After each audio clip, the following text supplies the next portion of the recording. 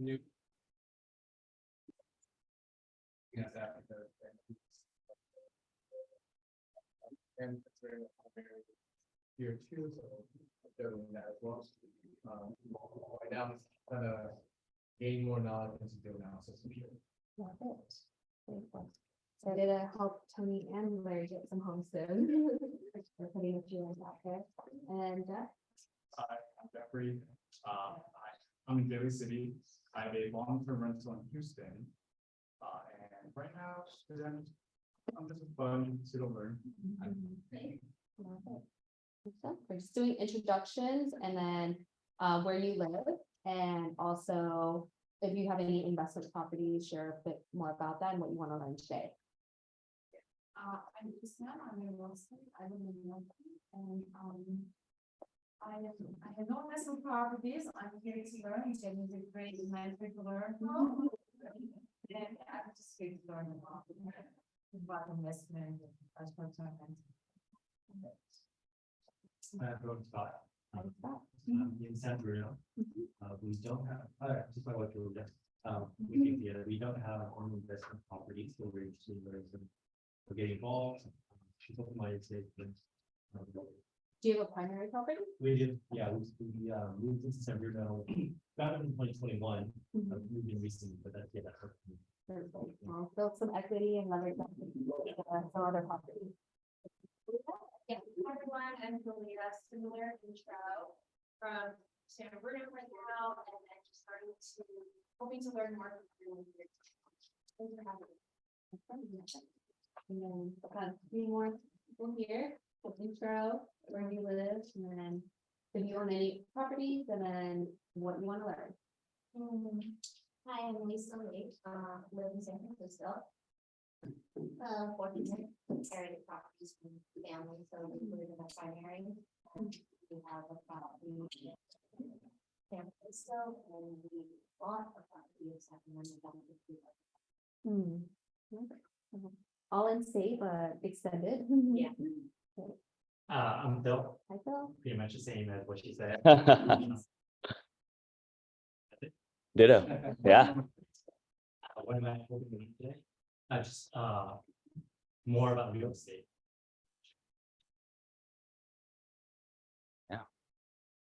Tony? Nichinansa, and investing out of state.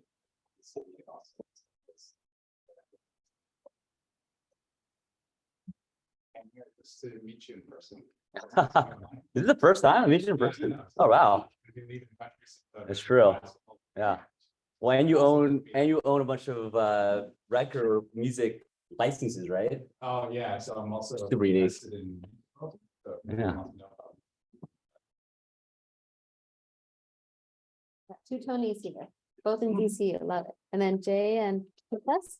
We're just doing a quick introduction where you own investment properties and what you want to learn today. Jay? Oh, sorry. Yes. Yes, I'm Jay. What I want to learn today. Everything.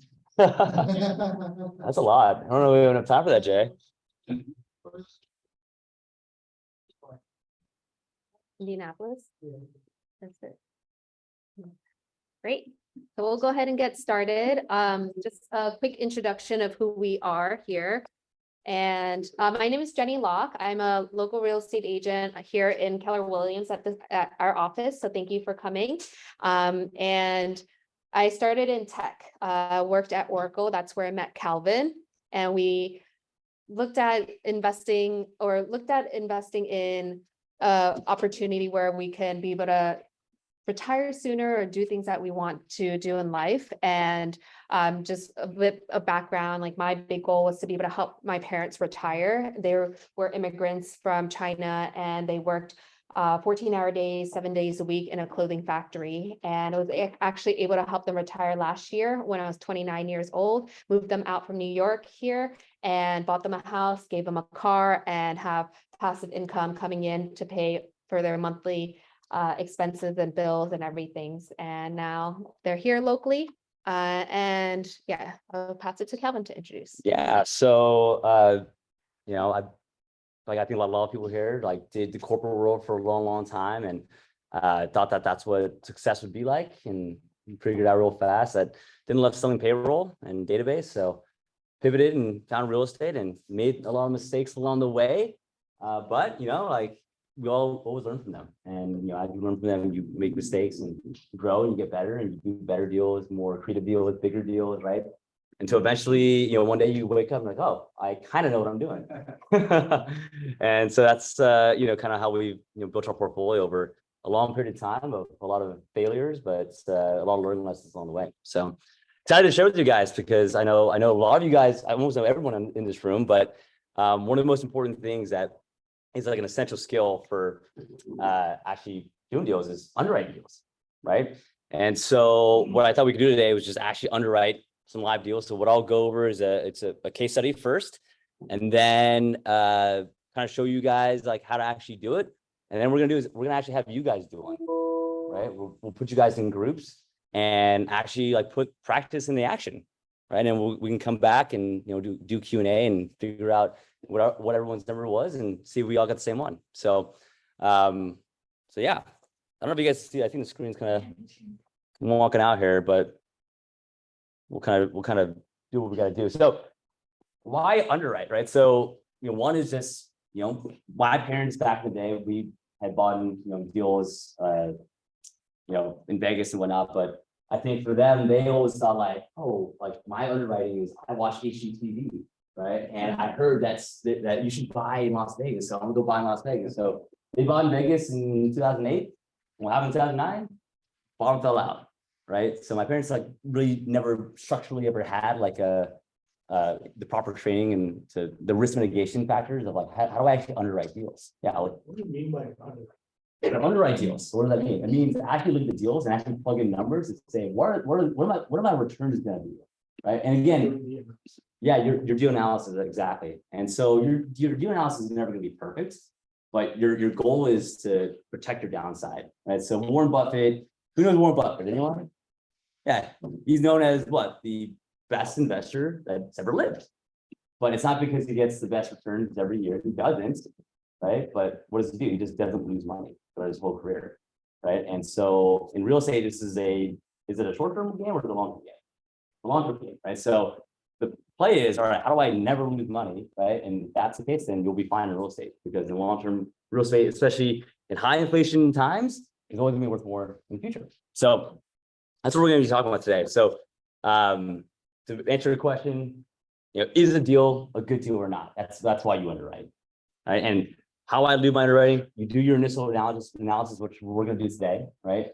And that gets you close enough to say, you know what, this deal is good enough to put an offer in, right? And you put an offer in, you get accepted, and then what happens? You go through your inspection period, you go through due diligence, you might get rent rolls or T12s or income statements, and then you do what? You readjust the numbers again, right? And say, is it still a good deal at the price I bought it at?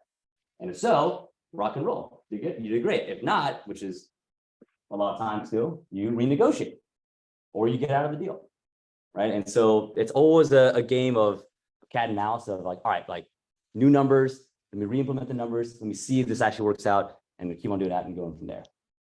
Cool. Any questions on that? Yeah. All right, so. All right, I'm gonna try this pretty blind here. All right, so just a case study, right? So here's a deal that we did in San Antonio many years ago, maybe 4 or 5 years ago. We actually bought this in cash, $22,000, cost us $25,000 in rehab. So we were all in about $97K. We appraised it at $155,000. So we got a new loan on it, which is 75% of the loan, the value on that. So math's not very good, but it's 116K more than 97. Hell yeah, it is. Right. So we got all of our money back out of the deal. Right. And we still own the asset, which was awesome. Right. And our cash flow, again, not amazing, but we were renting that for $1,200 at the time. And our expenses was $1,044 a month. So our cash flow was about $156 a month, which let's be real, that's like one dinner in San Francisco. Right. Maybe not with inflation. But the cool part is that you get your capital back and you do what? You can recycle it and do another deal. right? But you know, how many of these deals are you gonna have to do to retire? A lot, right? Like a lot. I mean, that doesn't cover even half of a day of rent here in San Francisco. So what I always say is like, all right, you also gotta like look at, okay, this deal itself, what's the best use of this property, right? Even if for you all that even own property, is it the best use to keep it as a long-term rental? Can I actually get short-term rental, or can I do mid-term rental? So we actually bought this before short-term rental was a remit thing, right? And so we were like, all right, cool. Like we're gonna long-term rent it. We'll just kind of, we'll bury it and have the equity that way. But what I didn't realize as short-term rentals blew up, you know, luckily for us, we were actually right next to an Air Force base, right? And that Air Force base drives a lot of attendance to people, right? So we're like, you know what does it look like if we Airbnb this out, right? To families that are trying to, you know, are trying to visit their kids, to other people that are trying to, graduation, things like that. So we did that. And at that time, our property was actually worth 185K. So we refinanced it again and pulled 22K out. And that 22K, what I do? Buy a BMW? No, right? I renovated the bathroom, did more landscaping, bought more furniture. And I'll shout out to Christina because she furnished all this. I do not have a design eye on this, so I did not do that. But it now rents from 3 to 4K a month, right? And our net cash flow is 2 to 3K a month in that. So now, like that is really moving the needle. And so we did that, and we're like, okay, this actually makes a lot more sense, right? To use the maximum ability of that property. So cool thing is, live case study. I was just looking around, like just kind of searching. There's actually a property right next door to my property that is up for sale. So I thought we could use this as a case study today and actually analyze this live. Does that sound good? All right, awesome. So I'm gonna try to just fix this display thing because it's kind of pissed me off because I don't know. I have to look at over here to actually do stuff. So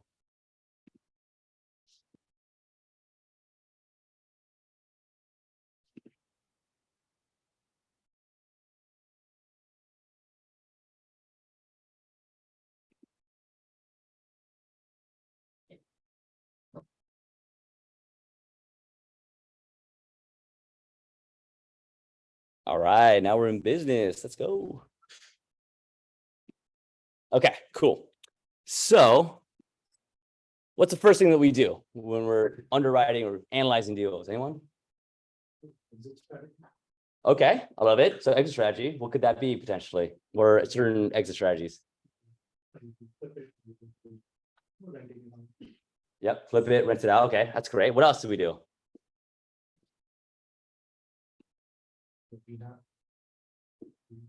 Okay, maybe, yeah, it's soon. Before we even get to there, what do we do? Mortgage what? The mortgage, the mortgage cost? Yeah, you can look at that, 100%. What else? Comparables. Okay. What's how many realtors are here? The back there? Realtors, yeah, okay, awesome. What derives value in real estate? It's 3 words that people say all the time. Starts with an L. Yeah. Location, right? So what we're gonna do is just look at the location. Like, what does this even look like? And the cool part about technology nowadays is that you don't have to physically be there anymore, right? That's the back in the day saying where we're like, oh yeah, you should never invest out of your own backyard because you can't actually see it. That might have been the case back in the day, but nowadays we got technology. You got this thing called Google, right? We have satellites now, which is pretty cool. So what we could do is actually walk the streets here, right? We could say, hey,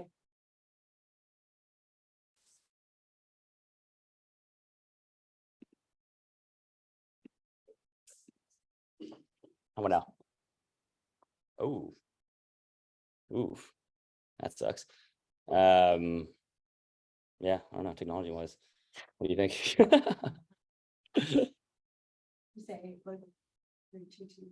Or you want to move this TV closer to the camera so they can see it that way? I just don't. There. What's up, Zoom? 1 second. Let me see if I can. Is that better? Zoom peeps? That works. That works. All right, sweet. We're problem solvers here. It's all good. All right, so here's a property. All right, and here we go. We get to go on Street View, right? Let's just look at the actual street itself.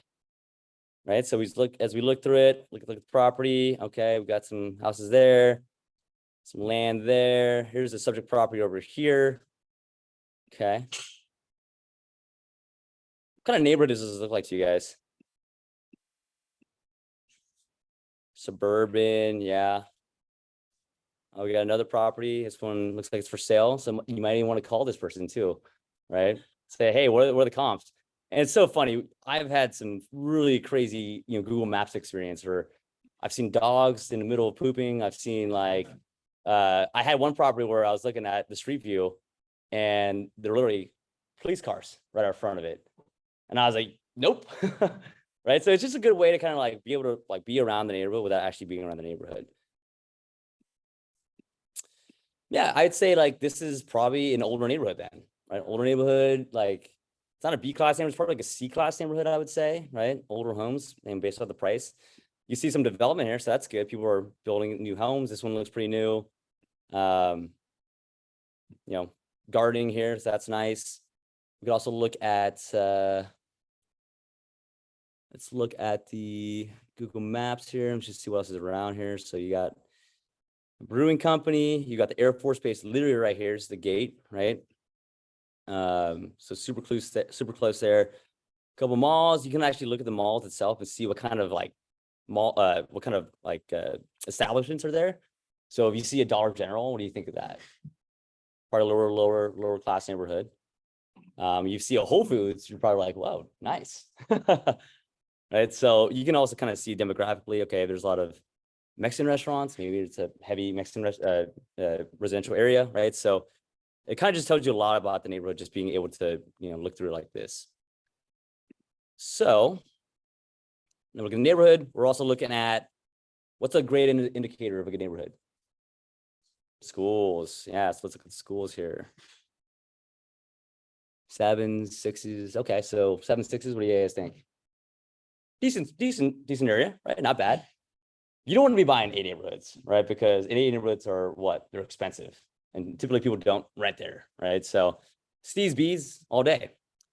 All right, so things are checking out. So let's start to look at the actual property itself. So we look, shout out anything that you guys notice as we go through the pictures here. Carport, crappy shed. There'll be some shrubbery in the back. Oof. Oh, just a tad bit. Yeah. Oh yeah. I don't know. Is that mustard? Is that mustard or? Yeah, it must be pulled out. Yeah. Green cabinets. That's cool. Yeah. Wallpaper. Okay. Yeah, nice. Efficiency light fixture. Yeah. Hole in the wall. Oh, look at this. Look at that. A Google fan. Awesome. And some nice carpet. So I think we can all agree this thing needs some work for sure. Right. So this is at the point now where I'd say, all right, things are checking out. We can read the description. Okay, some reviews, offers, on market, amazing. Blah, blah, blah. Okay. Been on the market for 35 days, 1965 build. Lot size is 6,700. It's a 3-bedroom, 2-bath, 1,200 square feet. Okay. So we can all agree this probably needs some work, right? But have you guys ever heard of the terminology mold is gold? Right? Because people will sell properties for cheaper, right? So this is when we start to pull out our handy dandy deal analysis tool, right? So let's check it out. Let's start plugging numbers in and just see where we start to last, right? And if you guys don't have one of these, just hit me up after and happy to send it over to you guys. So I always like to just baseline with what the actual price is, right? So $89.9, that's the list price for it. Doesn't mean that's what you're gonna buy it for, but it's a good starting point. And this is really cheap, by the way. Okay, what else? Property taxes. So there's many ways to do this. The correct way, which is the whole class in itself, is you go on the city of the county website, the Bexar County website. You type in the actual address and you look at what was last year's tax. And if you really want to do it right, you start to understand, okay, well, how often do they reassess taxes? In California, how often do they reassess property taxes? Agents. Feels like that for real. They do it on purchase, right? Texas, they do it every year. Tennessee, they do it every 5 years, right? So every state does it differently. So you want to know what your one is. Save some time today. I'm going there. You can go on either Redfin here, and actually you could see the last year's tax payments. Or Zillow. But if you're doing it the right way, you would understand like their own calculations of how actually they do it too. And then backlog it from there. So they paid 2298 last year. So we're just gonna use that as a baseline. 2298. Homeowners insurance. How do we get this? Kind of a trick question. You kind of have to know like what it is. So you can either just call like State Farm or whoever's in your area and just kind of get a quick quote. I know for a single family house, you're probably looking for this size, probably looking at $800, right? In general, my rule of thumb is anywhere from $600 to $1,200 for home insurance for a single family house. All right, then let's look at vacancy. We want to plug in vacancy. We want to plug in capital expenditures. Anyone know what capital expenditures is? Yeah, so roof, water heaters, we call them one-time expenses. So things that are not day-to-day expenses, things that you fix one time and it's pretty much fixed for a long time. So HVACs, water heaters, roofs, things like that. Flooring, you want to do new floors. What are operating expenses? Things like a clogged toilet, things like new fan, like my fan broke, I need to put a new fan in there, right? Or I need a handyman to come out and just do a tweak on my dishwasher. Or my personal favorite that I used to do all the time is my garbage disposal wasn't working, so they would call the property manager over and they would just find that we just left a cup in there. So that was always fun. So so capital expenditures, the rule of thumb there, you want to be in that 5 to 10% range. So the older the property is, the more you're probably going to put. The newer the property is, the less stuff you're going to have to do. Same with maintenance. So on this one's the 1965 build.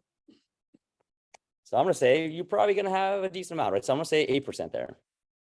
Maintenance, same thing, older property, more things break there. Plumbing's older, everything's older. So we're going to put 8% there too. Management fee. So are you going to manage it yourself? You might, if you live out there, right? Maybe. So why'd you say yes? Okay. So you could, and there's AI nowadays that does that as well. But I will say I managed my first, 5 properties by myself. And while it was an awesome learning experience, it absolutely sucked. Because I think of your own time too as an investor, like, is it worth it for you to be calling plumbers at midnight? Probably not, when you can be analyzing their deal and getting their deal under contract. So big thing there. Okay, so we're gonna put in a management fee. So I know in this area you can get 6 to 10% is what management fee will be. We'll put 8% there. Interest rate 3%. Just kidding, not that anymore. So what are we getting nowadays, guys, for an investment property? 7. Okay, let's be lucky today. Let's be lucky. We'll say 7%. The Fed didn't raise rates. Inflation's coming down. Let's be optimistic. It's 7%. Loan terms, so in months, that's pretty much what we say is a 30-year amortization. So most loans are 30-year amortizations. As you guys go into more commercial loans, that becomes more like 20 or 25-year amortization. So 30 years here in residential. Loan to value, if it's an investment property, you're probably looking at how much down? 25% down, yeah, or even 30% down potentially, depending how nice the lender is. Closing costs, say anywhere from 2 to 3%. So we'll say 2% here of the loan amount, right? And then the rehab costs. So this is where everyone always gets stuck. Well, how much does a rehab cost? Now, this is again a whole class in itself, but let's just talk about that because rehab costs, it's hard to do it by just picture. So how you would want to do this? Any ideas? If you don't live here, you don't live in Texas, how would you want to estimate rehab costs? By square foot. Yes, you could do it by per square foot. How would you find out what the price per square foot is? Cuckoo, make a phone call. You guys ever heard of the acronym PUTFP?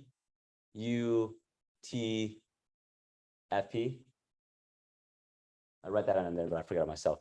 Its acronym is pick up the freaking phone, right? Because that's how you get information very, very fast. So you can call a contractor, handyman in the area, and just ask them that question, like, hey, just let me know, what do you think it costs price per square foot? I always actually like to say, what does it cost for a ground up construction price per square foot? Because that's gonna give you the maximum amount, right? And then how bad it looks from here. This looks pretty bad.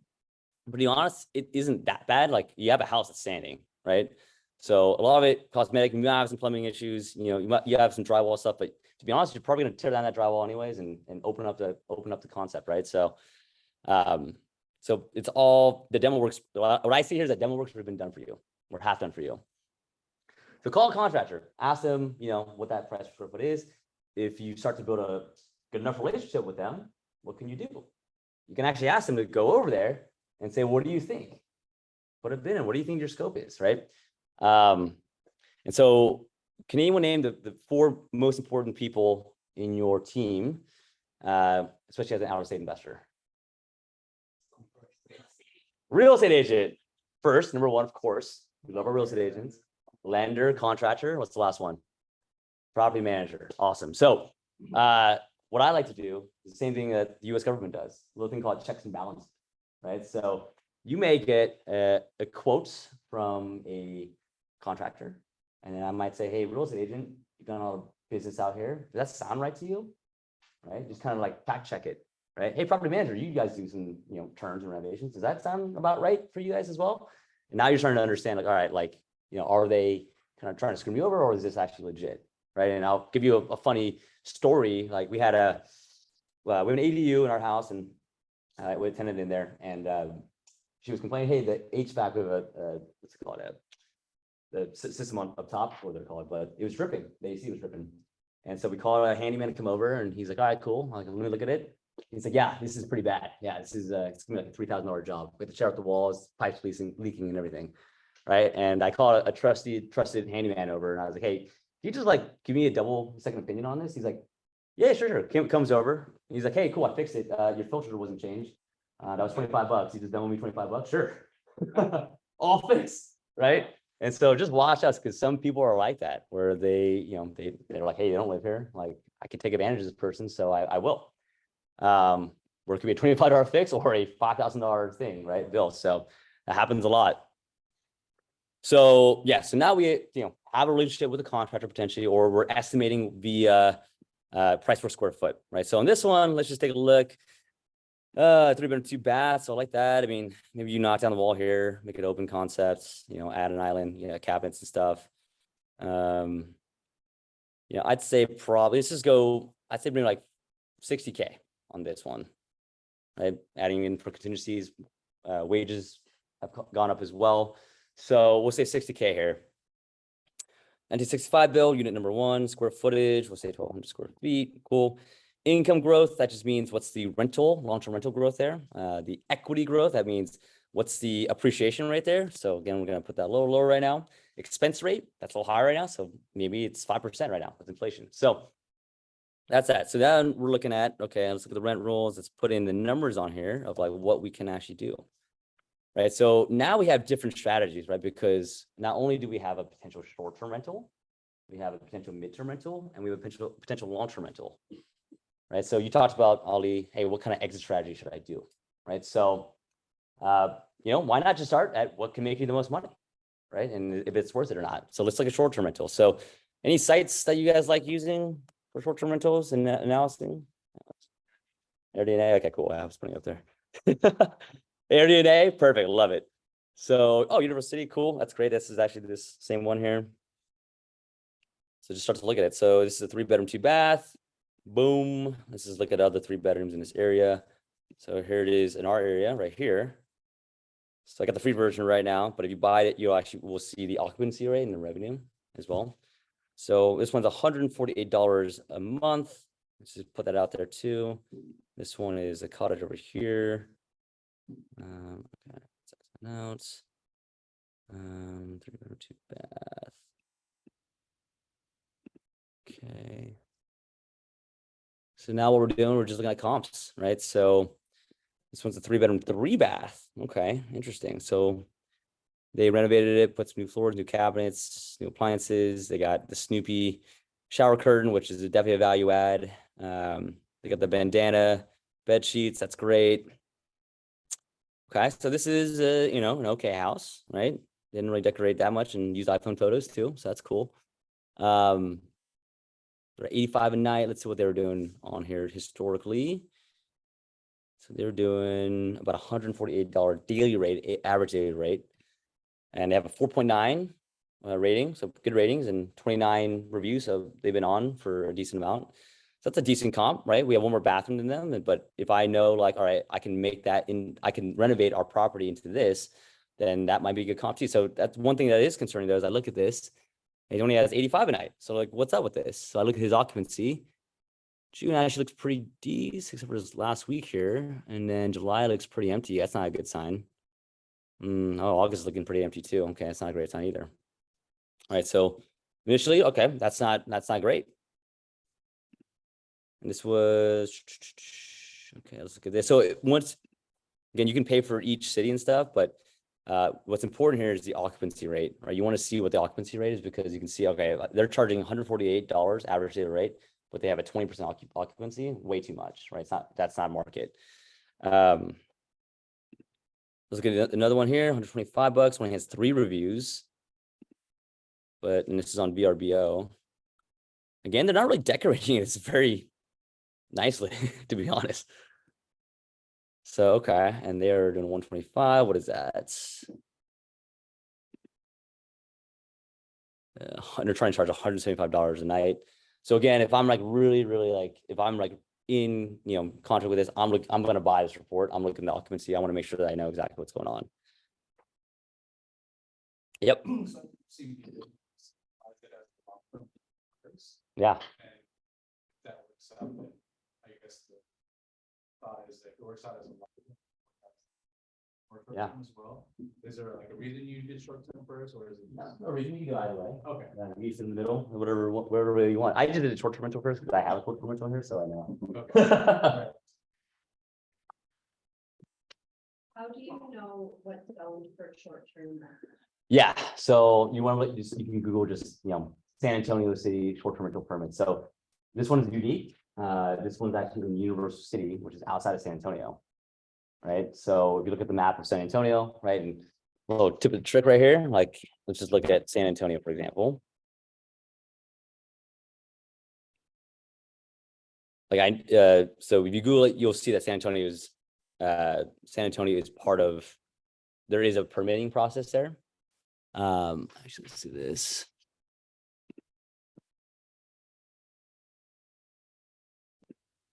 But Universal City, where this property is right outside of that jurisdiction. So then I look at that city, Universal City, are there short-term rental permits there? And there isn't, not needed.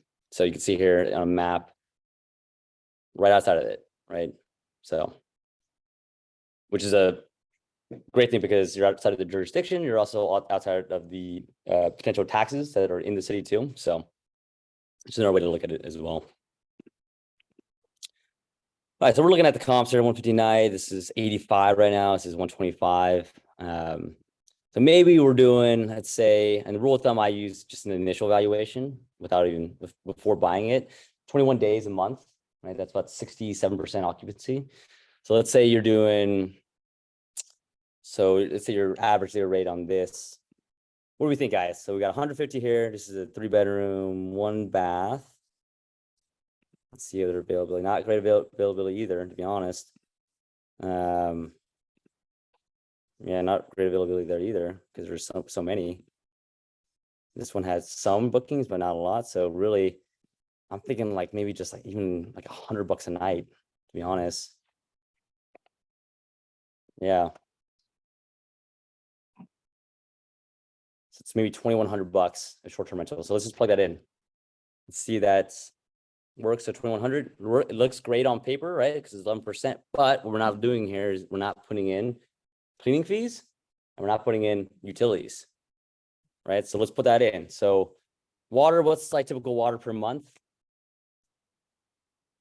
Say what, $30, $40 a month, something like that. So we're $40 a month. Electricity and gas, same thing, about $40 a month, we'll call it. You also got trash, we'll call that $20 a month. We'll say miscellaneous would be internet. Right, that's what, $50 a month. And you get your cleaning, right? So cleaning wise, let's say you're getting, 10 bookings that month, which is very doable, right? 10 bookings a month. Let's say your cleaning fee is $100 per. Right, so that's $1,000 a month. I'm just cleaning fees, right? So say $1,000 a month times 12 months. There you go. So that went from 11% to, oh my God, negative -5% cash on cash. You do that deal? Nah, you don't do that deal, right? So if I know if I can't do a short-term rental and it's not gonna, so you ask the question, do you start short? Like, if it doesn't work a short-term rental, you can't work a long-term rental, right?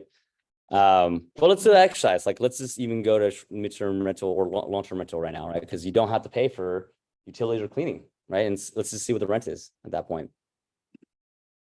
So what you can do here is go to good old handy Zillow. All right, let's go to rents. You could also use realtor.com or Rentometer. Let's just say Universal City, Texas. So we're in this area here. So we're looking, so here's one right here. This is a 1,300 a month, but it's a 2-1, 776. Okay. It's a 3-bedroom, 2-bath. Looks pretty small too. So maybe it's 12 to 1,400 square feet. So, okay. Also a great way to find property managers is actually looking at the neighborhood and saying who has nice listings, you know, who can I call as well? Like if these pictures were nicer, like you might say, hey, I might be a good person to call for a property manager. So maybe you're at 1,500. It's a better comp. So 1,500 for rent actually. So let's put that in there. Let's just see if that works. 5.21%. That's not terrible. So actually long-term rental in this situation might be a better play, right? Because you're not paying for the expensive cleaning that happens. So let's talk about exit strategies, right? So exit strategies, Ellie. What can you do as property, right? So right now, like we're saying that this costs $89,900. If we did long-term rental on this and we put 60, we need 60K to renovate to get to long-term rental, right?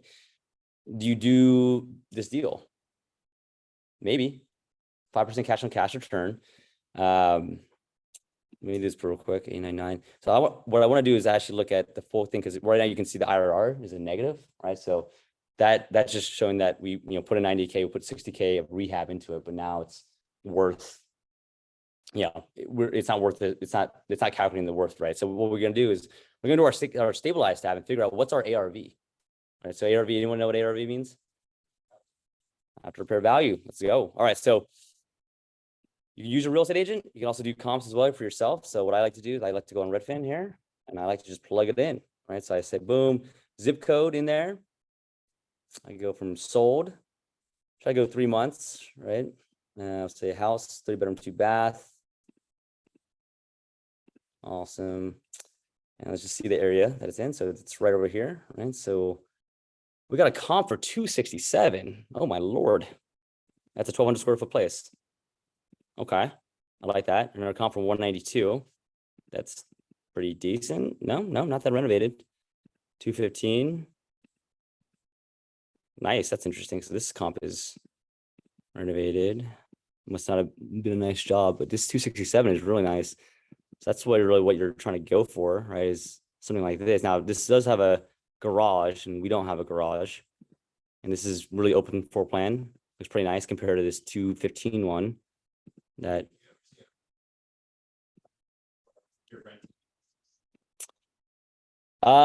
it does for resale value. It depends on the area, right? Some people don't even use a garage. Some people just put a bunch of junk in there.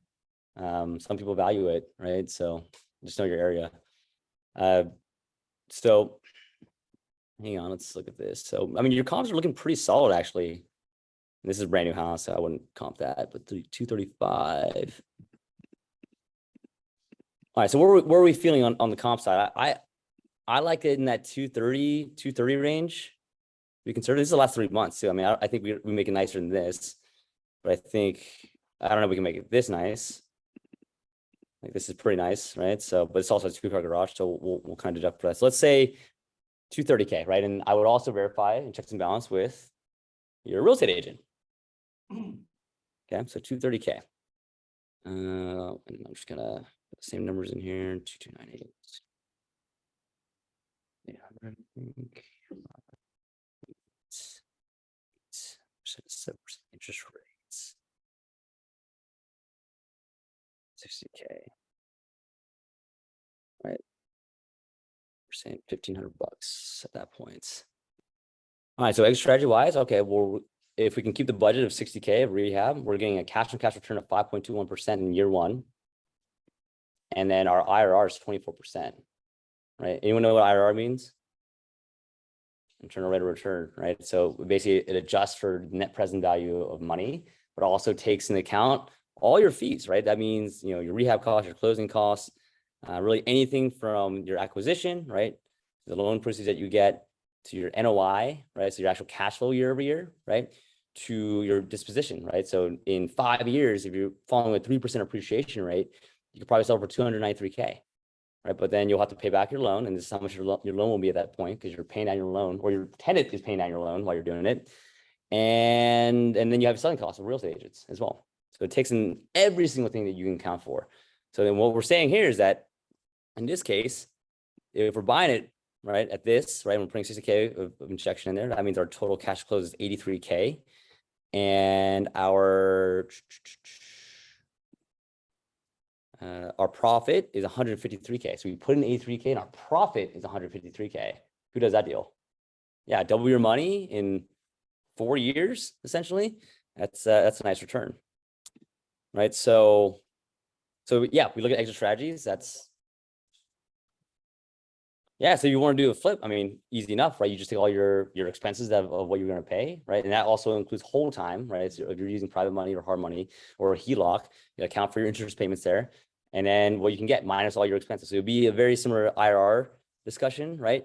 But it'll all be basically in year one or whatever, how long it takes to do the construction and sell. Right? So that's a long-term hold strategy. Now, another way that you look at this too is, well, you know, what if I bird it? Right? Everyone familiar with a burr? Anyone not familiar with a burr? Okay. All right, cool. So, okay. So burr means, I was going to say, it's gotta be someone, right? So it means buy, rehab, rent, refinance, repeat, right? So essentially what that means is kind of like this, right? Like you buy it, you rehab it. In this case, I actually refinance the first part, rented it out. You refinance it at a new appraised value, you get your capital back out, you go rent it out, and you go repeat and do it again. Right. So it's an awesome strategy if you are.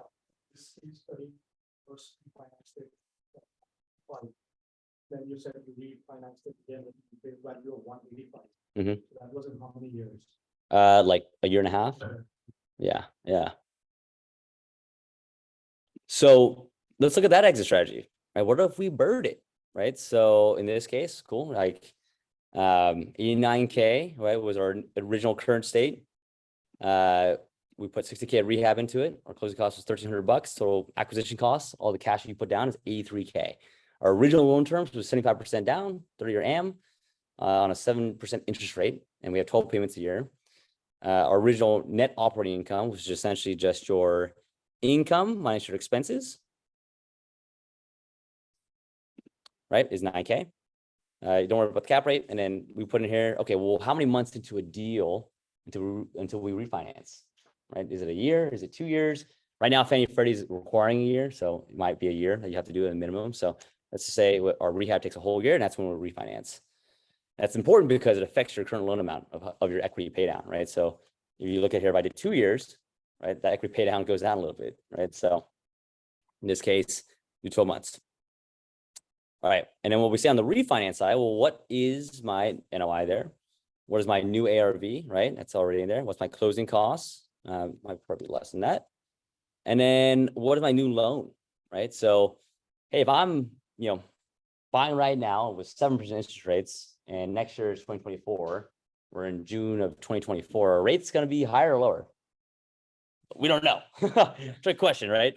But you could assume that's, let's just say it's a little bit lower, right? Let's say it's a presidential year, election year, and they want to juice up, the polls before the actual election, things like that. We'll say 6.5% is your exits, interest rate. And so what does this mean? So we look at the summary page here. Well, what does it mean? That means that my monthly cash flow is negative $200 after I pull all my capital back out. But I actually will be able to pull all my money back out plus 18K additional profit for myself, right? So that's pretty dope. So the cash on cash return is almost irrelevant because you have negative money in the deal still because you've actually pulled out money and some, but you are negative cash flow every month, right? But negative $200 a month to own all that equity and have that cash back to go do it again, it's not a bad option, but this is where you start to play around with it. So what if I do want to just cash flow neutral? What if I just did 70% loan to value on it instead? Okay, still negative, 65. Okay, 65, like I do a 55. Yeah, I can break even on my cash flow essentially, and I'll leave 27K in the deal. So this is now you're starting to play with numbers of like, all right, like what actually makes sense for me to actually do? Like, should I actually leave all my money in there? Should I take all my money out? Like, they're worth the $200 a month. You know, these are all questions that, you know, only you can answer. But for me, I wouldn't care. I'd say, you know what, like give me 70%, give me all my money back out, right? And I'll cash flow negative for $200 a month, right? Because I have, you know, 113K back. So cool. So out of all those strategies, what do you guys do? Right, you guys look at all that, like, if I were to summarize it, this deal, assuming that all the construction costs are right, and again, like what I always say is that, you know, don't be afraid to get in a contract on a deal, especially if you have outs, because what it all means is that you have exclusive negotiation rights, right? That buys you time to say, hey, contractor, now the property's under contract, you go actually give me an official bid, right? And now you can actually re-detail your numbers, right? And see if it still works or not. So knowing what we know now, what do you do with this property? You buy it at 89.9? Do you do a midterm rental? You do a short-term rental? Do you do a long-term rental? Do you bury it? Do you keep it and buy it and hold? What are we thinking? Long-term? Yeah, it's not bad. You can long-term rent it. That's not bad at all. Anyone else? I like the bird. Like the bird? Okay, cool. Yeah. So if you're doing a long-term rental, why not also for You could. rates? Yeah, you could, because your cash flow, right? Because you get $364 of cash flow a month right now, and if you burr, you have negative $200 of cash flow a month, but you have all your capital back, right? So it depends on what you care about, right? Quick question on the contractor. So do you send the home inspector and contractor? Same or just the contractor? Okay, so now we're getting into contracts. So now let's just go through that scenario, right? So now I like the numbers, you know, it checks out. I've done more due diligence on it. I'm like, you know what? Let me go put it on a contract. Let me put an offer and I get it accepted. Great. Yeah, 100%. I'm getting my inspection report in there, and I'm also getting my contractors in there too. Right. So first thing, you probably want the inspection report, because that's going to help you also create a scope of work, because now you have your inspection report and you can say, all right, well, things I didn't see from the pictures or my agent telling me is maybe some pipes are rolled. Right. So what you guys didn't see here on this property, actually, I got her under contract, right? And I actually had her under contract for 190K, right? But then I did the inspection, and I turned out there was some pipes that were, you know, about to break, and things I had to fix that I didn't know about. So I had to renegotiate it down to 72K. Right. So same thing, right? Like you go through an inspection, right? It helps you build your scope of work. You tell your contractor or your contractors that to build that in as well. And then you say, cool, like, what do you think? Right. So yeah. So when you're going to contract, you know, that's the time to actually get your people out there. You know, you get your inspector out there. The first thing I do after the inspection report, I read it and I call them, right? And then I'll try to build a scope of work from there, right? With all the cosmetic stuff that I can see and I know, but also with all the stuff I can't see, right? Like electrical, plumbing, roof, foundation, HVAC, roofing. A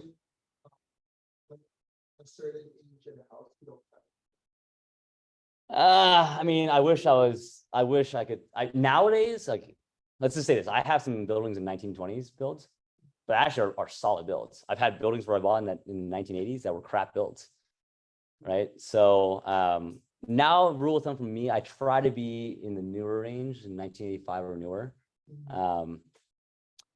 So, you know, that's me nowadays, because I just want less problems. But, you know, some of these older properties, that's where a lot of opportunity is still.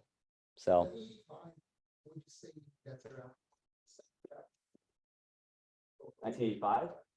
So again, very subjective there for sure, but it's whatever you feel comfortable with. Right? So if it's a 1985, it's a brick build, right? It's not like vinyl plank siding on the side. It's like super nice and solid. Neighborhood established, like, you know, the builder like did a good job.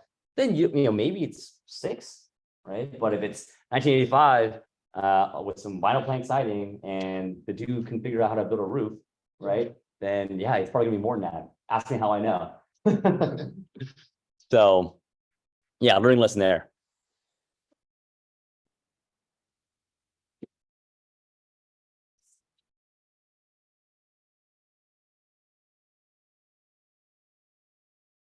Yeah, so I'm not gonna lie, I bought this house, I didn't see. But I did have my agent, who I trusted, who I had a long relationship with out there. She walked it, I had a property manager walk it, I had a contractor walk it. All before I bought it, and just kind of got like all the checks and balances and the comfortableness as well. And once I got under contract, I had the inspector go out, right? And I had a contractor, kind of go back out there as well. So I had a lot of people walk the property before, I actually closed. And then actually, when I did close, then I flew out there and I interviewed a bunch of contractors as well. So Yeah. So you're thinking about. Florida, what do you think about hurricanes? Right, absolutely. I will, personal opinion, and if anyone is from New Orleans or Louisiana, don't take offense, but I don't never buy New Orleans in Louisiana, because the last time I was in New Orleans, I was flying over there and I just saw blue tarp all over everyone's roof. Right. And I was like, no, thank you. So people may say that about California and fires. But San Antonio, the biggest thing there is roof, is because of hail, a lot of hail there. So I can live with that. So yeah, those are the kind of national hazards I'll look out for. Talk about how you found Universal City as the area that you wanted to. Yeah, so I was telling my agents, I told my real estate, so again, being very clear with criteria, like, what exactly you're looking for. So I knew I'd done my due diligence on San Antonio in general. I knew that being North San Antonio was probably the better bet, right? So I was like, hey, I'll be anywhere in the north side of San Antonio above the Pearl, right? I want a C or B class neighborhood. I want an ARV that's going to be double for what I buy it for. Okay. Right? And can rent out at the time for like the 1% rule. The The ARV being double for what I buy it for. Right. So that's kind of like my really broad rule of thumb on a BRRRR, like to be able to get your money out. Like, and again, a lot of things in between that, but like construction costs and things like that. But like, if you're saying like, all right, it's going to be almost double like what your ARV is to what you buy it for, you're probably in the right ballpark to say, all right, let me start to evaluate this more and deeper.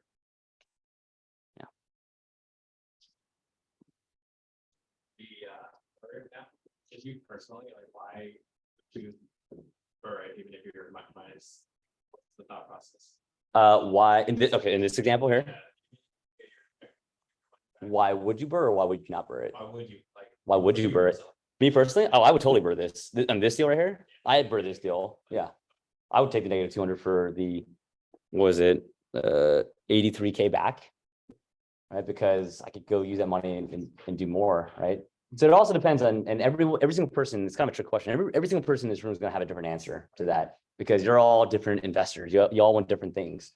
Like if I'm trying to get out of my job tomorrow, I need all the cash I can get, right? So maybe I do keep the cash flow on this one, and maybe I even look at midterm rentals if that's even a possibility, right? Will that cash flow me more? What's a midterm? So midterm rental is like, anything above 30 days and less than a year. 6 months, 3 months. Yeah. So you look at, things like traveling nurses, things like insurance claims. So like if someone had a fire damage property over here, right, the insurance will put them up in a place. That's also midterm rental too. Corporate housing, military, right?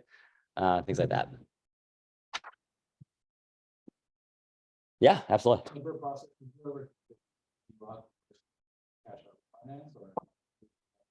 I mean, it depends on what you're using HELOC for, right? So if you're gonna use a HELOC to go buy a boat, no. You're gonna use a HELOC to go do another BRRRR? Yeah, sure. Because like the HELOC is expensive money, right? So you want to be able to pay that money back. Because if you don't, then you're stuck with high interest debt, right, on it essentially, and levering another asset, right? So I don't want to use like a HELOC in a situation that you can get that money back out. So your strategy should be that you're going to sell that property and pay back the HELOC, or you have some other income coming in that's going to pay back that HELOC or something. Yeah. Kind of jump on the HELOC question. If you had property to leverage, in your preference, would you rather HELOC or would you go hard money? I'd rather HELOC in that if there's just those two options. Yeah, you're just kind of looking at interest rates. Well, hard money loans, there's a couple of things. One is it's more expensive than just the interest rate. You have points involved. They come out there and they inspect it as well, right? And they like charge you every time they inspect it. They have a lot of hidden costs. That's where hard money lenders make their money. So in overall, in totality, I would look at this. What's the cheapest capital I can get? Cash is the cheapest because there's no interest on that.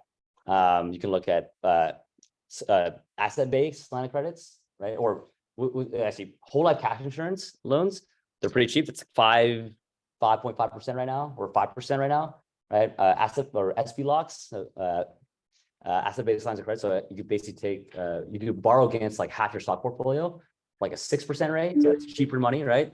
Then you get into like personal line of credits if you can get that. Then you got HELOCs, right? Then you got private money, then you got hard money.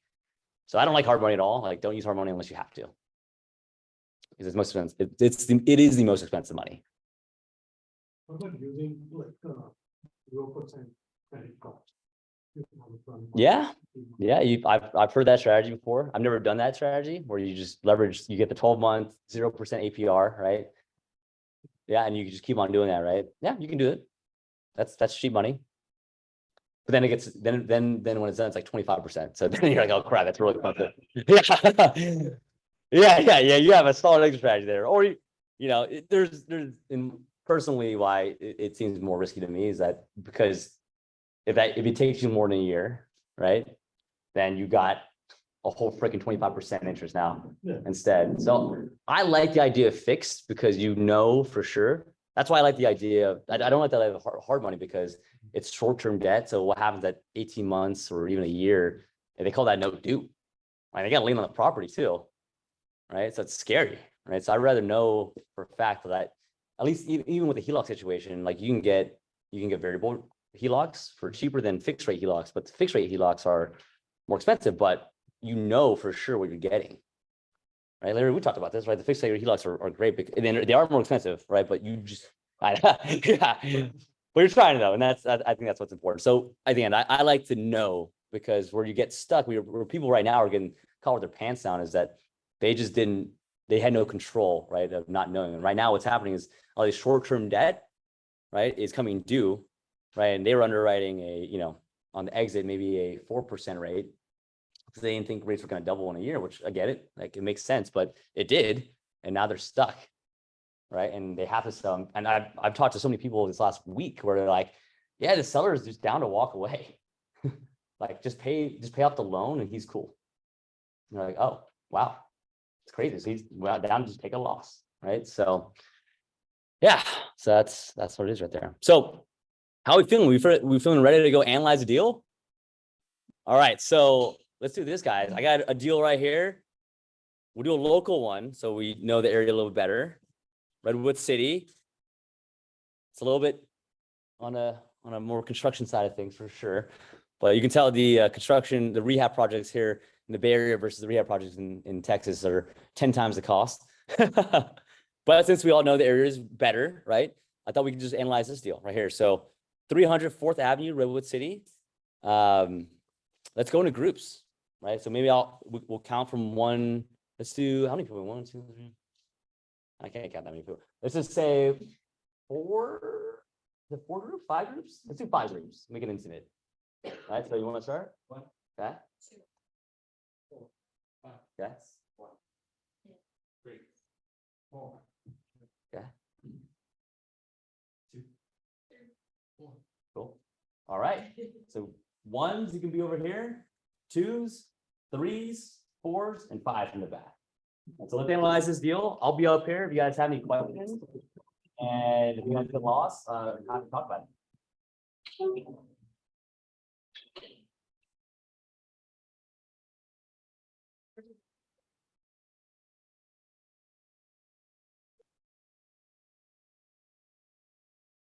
All right, so Zoom, what's up, guys? I see there's some questions here.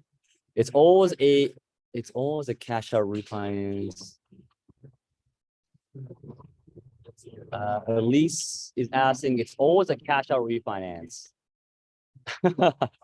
Oh, for a Burr, yeah, it's always a cash out refinance. You could also do just a normal, refinance on the terms, right? So you don't always have to do a cash out, right? Sometimes you could just, and I've done this before, where rates go down. I don't want to take cash out, right? Because I want my cash flow to be higher, and you just do a rate refinance instead. And actually, that's a lot cheaper too, because you don't need an appraisal or anything like that. So at least I don't know if that answered your question, but hopefully it did. Cool. For anyone on Zoom, is there any questions? All right. Well, I hope this was helpful, guys. We're gonna just break out and do workshops here. So, yeah, hope it's helpful, and we'll see you guys soon. Yes, at least just reach out. I can share the deal analyzer with you after. So just reach out, just email me, and we'll send it over to you. That's good, guys. All right, take care.